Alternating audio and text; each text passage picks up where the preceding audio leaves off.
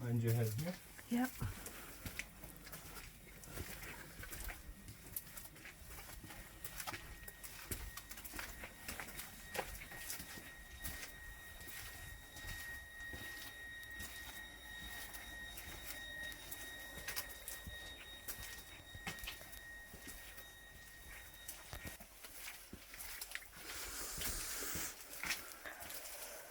And the negative ion. Okay. Here we're also gonna stop a bit.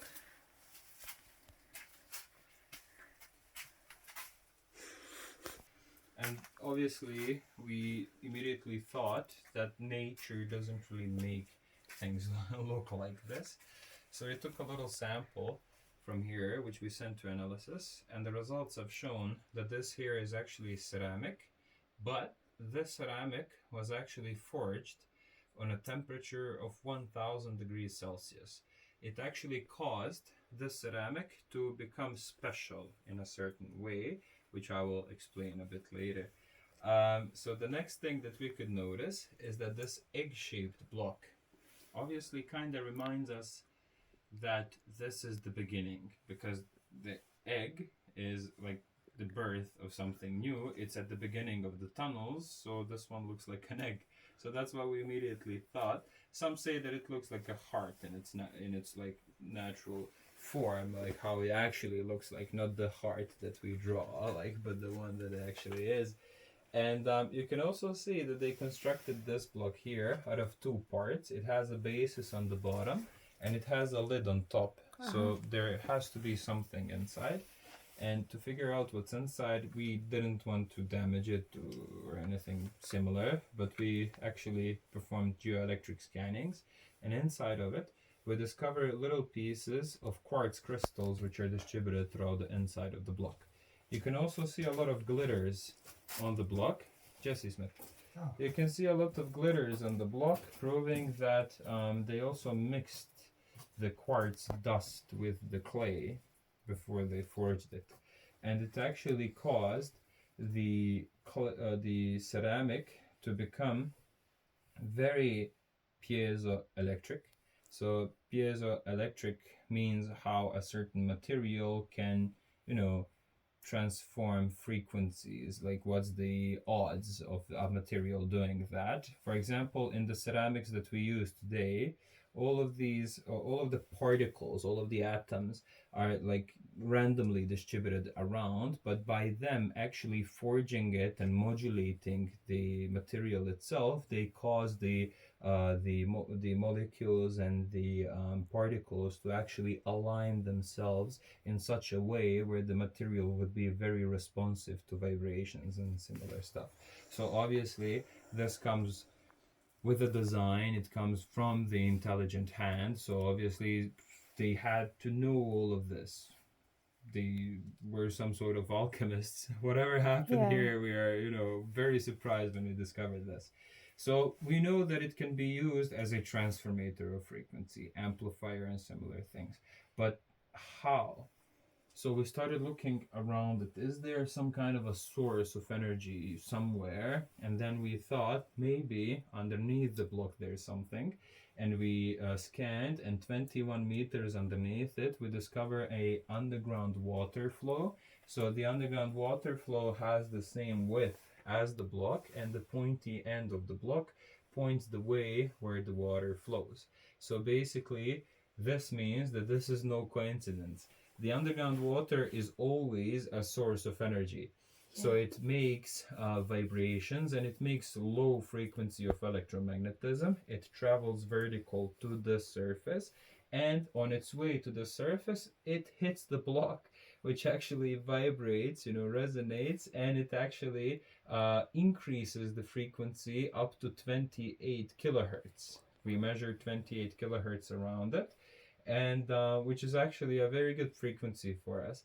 And it was used by scientists such as Nikola Tesla and similar. It's also used in healing, all sorts of ways.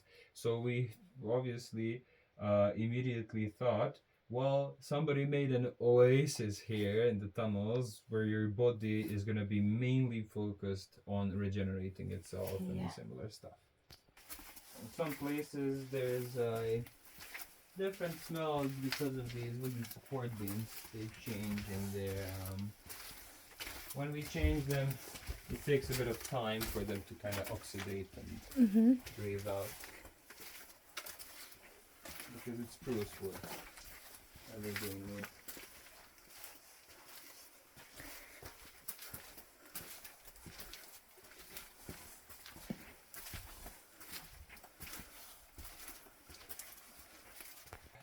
Here we have two tunnels which are still closed. So this is like the original state of them before we open them up and we clean them. So what you can notice is that you see how the middle of the tunnel is packed with this gravel, but around you can see the original walls and the ceiling of the tunnel. You can see the arch of the tunnel. The arch is the original shape that the tunnels have, because in this manner the pressure coming from the top is gonna like half and even out on the walls, and the ceilings are not gonna collapse even without these wooden supports. But we have to add these wooden supports in because of the safety regulations and precautions stated by the law.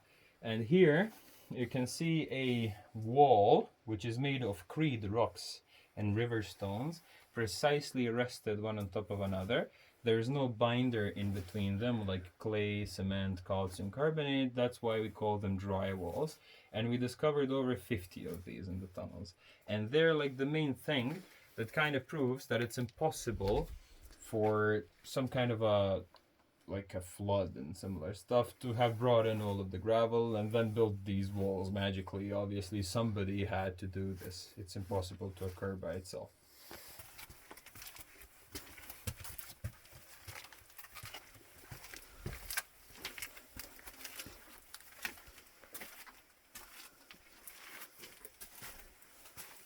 Here we have two more blocks.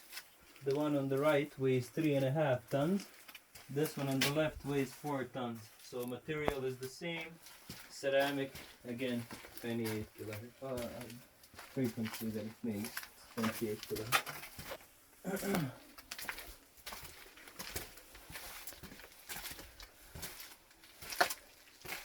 And as you can imagine, it's much easier for me to actually do tours on the pyramid than here in the Yeah. Oh my god. of the Yeah. support. Oh, Alright, what so is... feel free to take a seat. 8 tons. And yeah, it's one of the biggest ones that we found. And the difference is that this is the only block that we discovered in the tunnels which actually doesn't lay on the ground, doesn't touch the ground at all. They actually made a pedestal for it out of sandstone, and then they glued the block on top of the pedestal using calcium carbonate. So you cannot move this block anywhere from this point. So we thought it might be like a very potent spot or very potent energetic point in the tunnels, and then we wanted to find out what's actually happening here. And we've discovered that underneath the block there are 3 underground water flows. There's a crossing of underground water. So on these crossing, the frequency is much stronger when it comes to the vibration of the underground water. And actually, that vibration caused this crack to appear. So that's why it's not recommended to build houses on underground water crossings, because it can cause like insomnia, cracks on the floor and the ceiling and similar stuff. But this civilization actually took advantage of this place by actually using the potential that it's given. So they also put crystals inside of this one. Here, where you can see this discolorization, we discovered a large quartz crystal which has a spherical shape and the size of a hand. These 2 parts of the block have 2 muscovite crystals also. The muscovite has similar properties to the quartz crystal. So this block also absorbs the vibration of the water and gives us an electromagnetic field which we can measure in 8-meter radius. around the block. Next thing that happens is that the walls and the ceilings are actually also full of quartz crystals and similar. So we expected that this energy coming out of the block, obviously it has to hit the walls. But what's going to happen when it collides with the crystals again? It causes piezoelectric effect to occur, and it manifests the secondary frequency that we measure in the tunnels, which is the ultrasound. So the frequency of ultrasound that we measure here is a range between 28 and 42 kilohertz. And this frequency passes the layers of your skin, relaxes the muscles, regenerates bones and connective tissue. And it's actually used in physical therapies very commonly today. But we use kind of the concentrated methods. For example, you have knee pain, they guide the ultrasonic waves to your knee. But here in the tunnels, like, since everything is filled with this frequency, your entire body is affected. Yeah. But the only way for your body to absorb all of the frequencies is for it to be 100% relaxed. So that's why we have these meditation chambers, meditation routes, and similar stuff. And over these years, turns out that 1 hour is the most optimal time to stay in the tunnels for one session, 1 hour. You can come multiple times a day, but you have to like have a pause period in between them. So that's how it works. All right, so let's head. And then comes the scenario afterwards.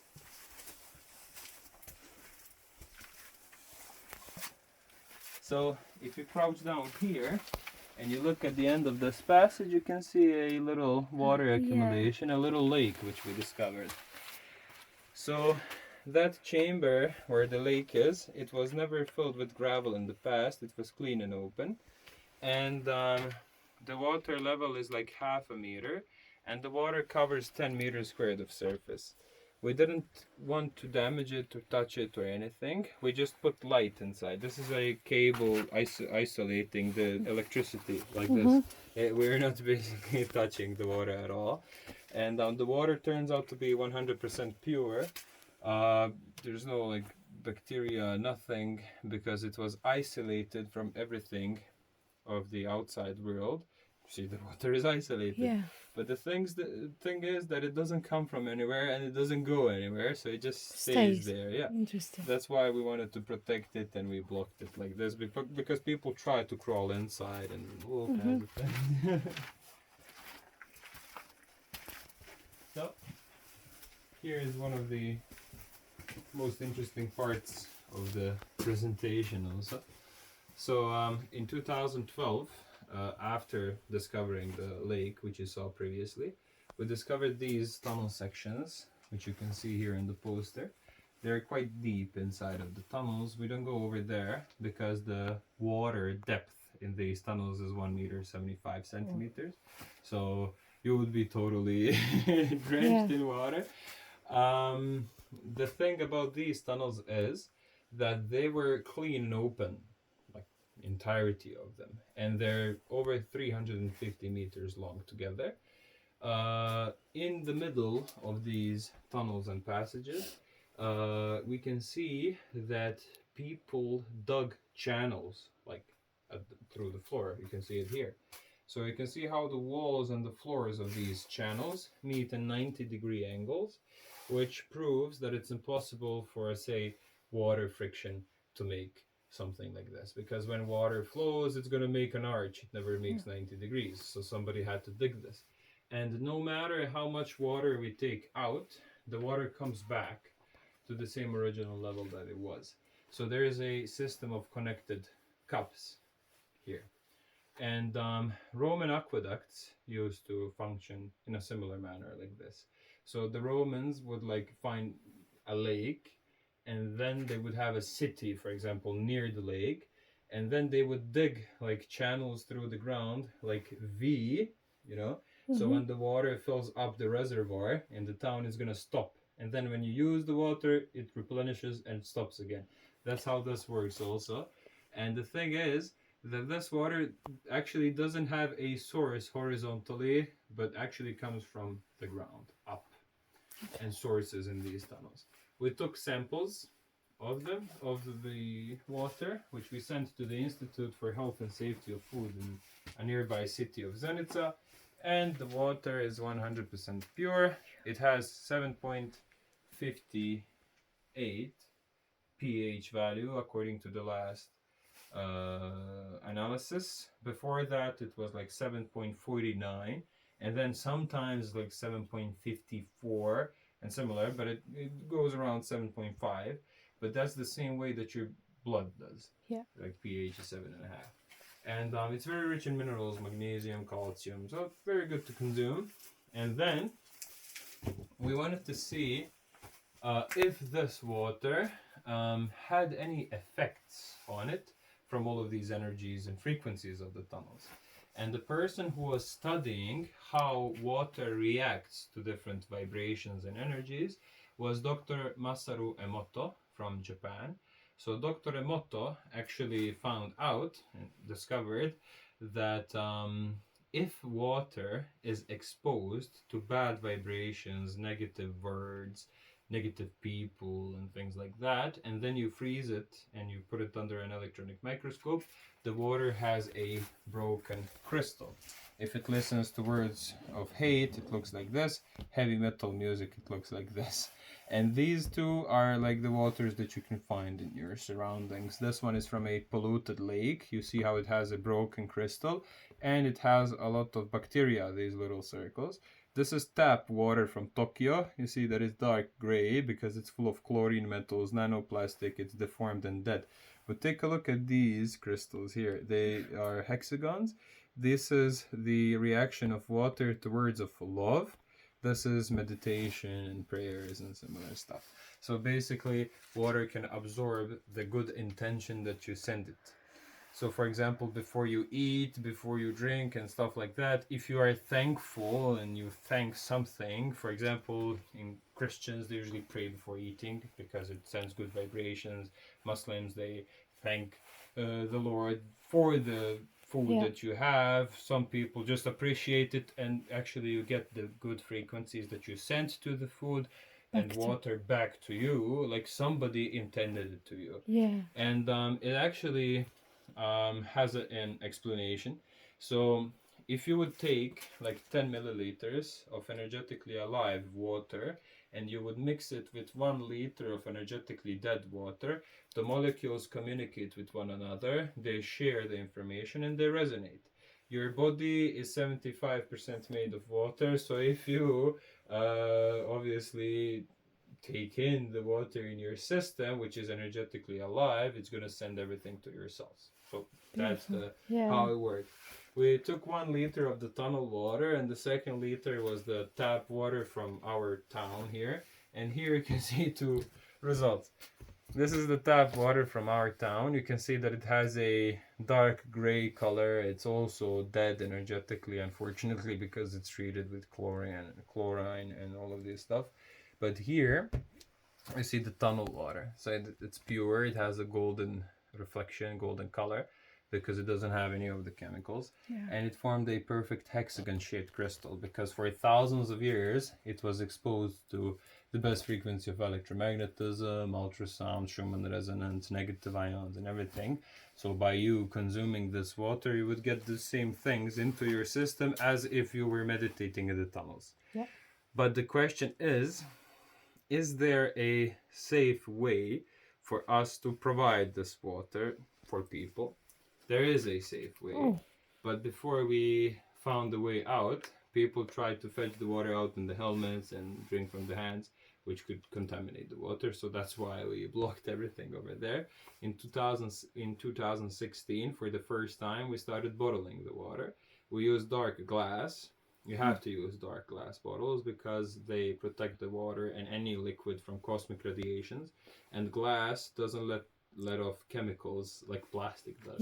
So the best way to contain it is dark glass. And you can find bottles of this water in the souvenir shop here in front of the tunnels and on the pyramid where you were yesterday.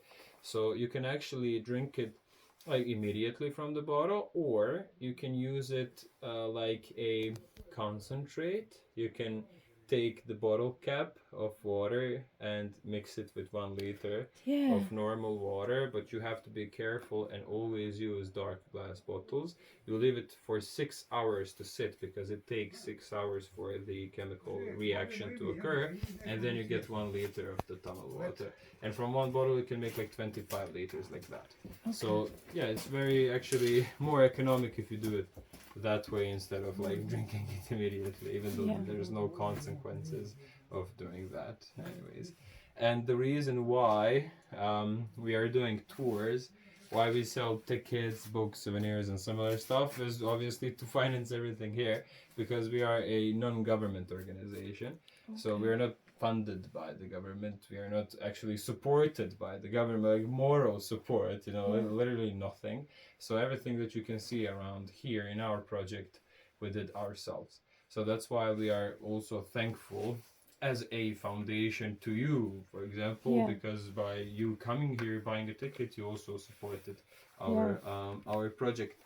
And also our way to kind of thank the people who come here was actually us building the beautiful park. Have you been to the park? Not yet. I'm going after. Yeah, definitely visited. It's very, very beautiful. You have 100,000 square meters of the park. There's loads of like artistic installations, energy labyrinths, his installations with like historical significance, obviously, since we are very deep into archaeology and all of this stuff.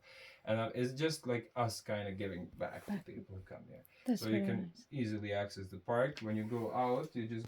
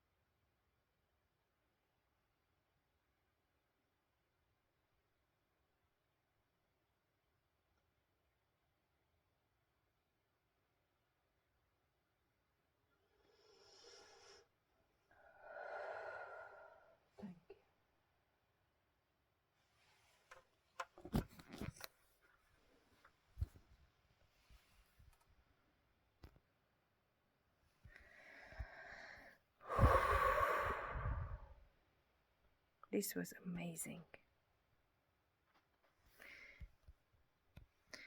It was so amazing to be here. I just cannot stop this. I'm not sure if I did record it, if I paused or I recorded, but I want to tell you that this place, if I didn't do it, this place is so amazing. It's pure positive energy here. It's so healing. So if you want healing or if you want to do a meditation on this place, is pure positive energy. And I recommend you to come to visit this place. It's good for your mind, body and soul.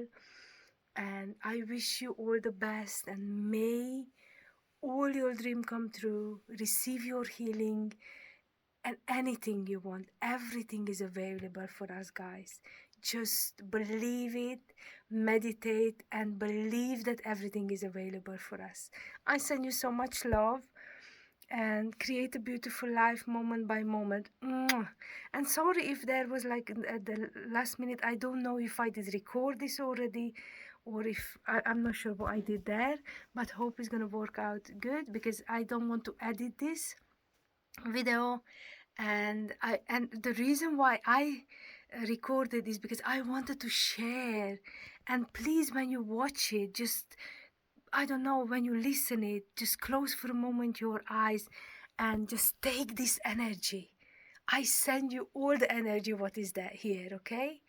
So much love. Mwah.